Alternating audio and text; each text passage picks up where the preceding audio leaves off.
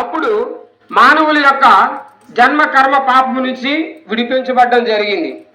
అయితే ఎవరు విడిపింపబడతారు, ఎవరు విడిపింపబడరు అంటే ఆ సత్యాన్ని ఎవరైతే అంగీకరిస్తారో, ఆయన మార్గంలో ఎవరైతే నడుస్తారో, ఆయన ఎవరైతే సొంత రక్షకుడిగా స్వీకరిస్తారో వారు నిత్య నరకాగ్ని నుంచి తప్పించబడతారు.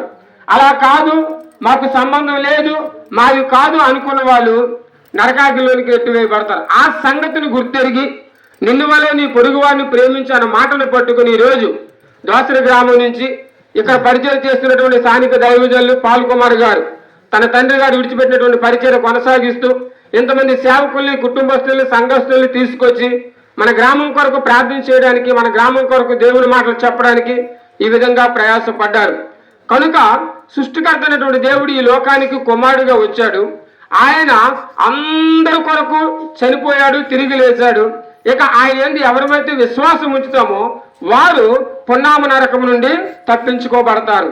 అలా కాదంటే అగ్ని ఆరని స్థలానికి వెళ్ళాలి, అక్కడ పురుగు చావదు, చనిపోదామన్న ఆత్మక సావు ఉండదు. కనుక మీరు మీ ఇంటి వారందరూ కూడా యేసుక్రీస్తు ప్రభు యందు విశ్వాసం ఉంచండి, మీరు రక్షింపబడతారు.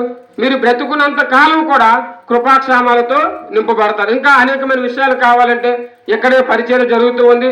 ప్రతి ఆదివారం ఉదయం 9 నుంచి 11 వరకు ప్రార్థన జరుగుతూ